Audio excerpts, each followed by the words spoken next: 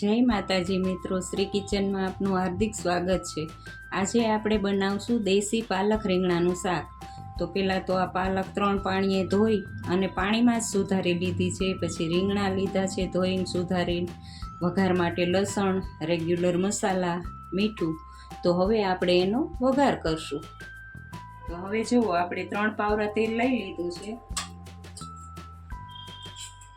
અડધી ચમચી જીરું નાખશું।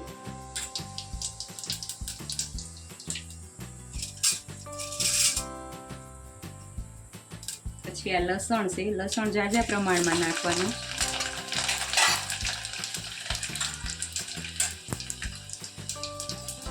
હિંગ લેવાની અડધી ચમચી। ગેસ ધીમો કરીને હળદર નાખવાની અંદર, 1 ચમચી હળદર નાખવાની। હવે આ પાલક ધોઈને લીધી છે એને નિતારી અને નાખી।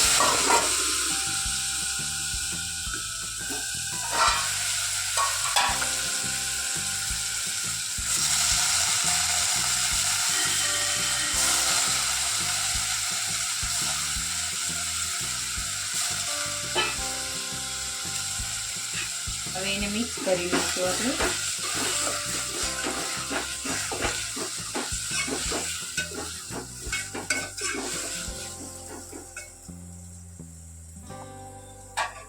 હવે આ રીંગણા નાખવાના ધોઈને, વાટકામાં બધું પાણી સહિત લેવાનું જ છે। આમાં પાણી નહીં પડે એટલે વાટકામાં રાખો તો આમાં પાણી, રીંગણા પાણી છોડશે, પાલકે પાણી છોડે।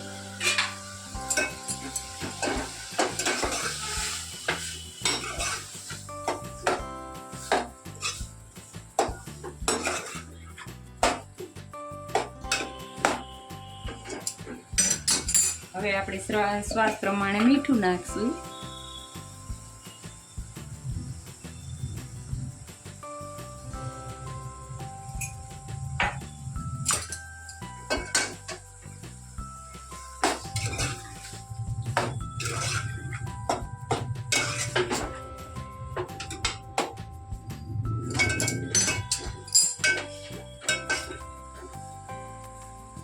હવે આને ધીમા ગેસે ઢાંકીને 4 થી 5 મિનિટ ચડવા દેવાનું। ખાસ ગેસ નથી કરવાનો, વરાળે ચડાવવાનું। હવે ઢાંકી દઈશું આપણે।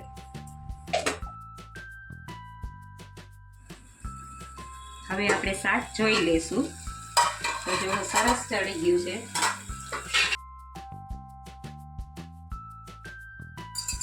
રીંગણા એકદમ ચડી ગયા છે, બધું મિક્સ થઈ ગયું, સરસ ચડી ગયું છે। હવે આપણે લસણવાળી ચટણી નાખશું। આ 2 ચમચી લઈ લીધું છે મરચું। હવે એને મિક્સ કરશું।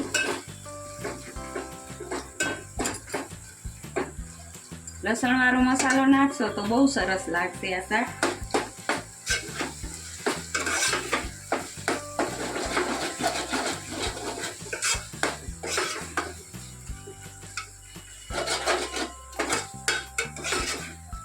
જો એકદમ ચડી ગયું છે। હવે મસાલો મિક્સ થઈ ગયો છે। થોડીક વાર એને તેલ ઉપર આવે એટલે આપણે ગેસ બંધ કરી દેવાનો।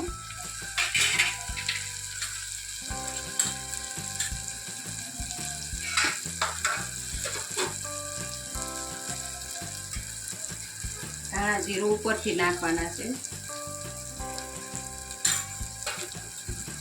હવે ગેસ બંધ કરી દેશું।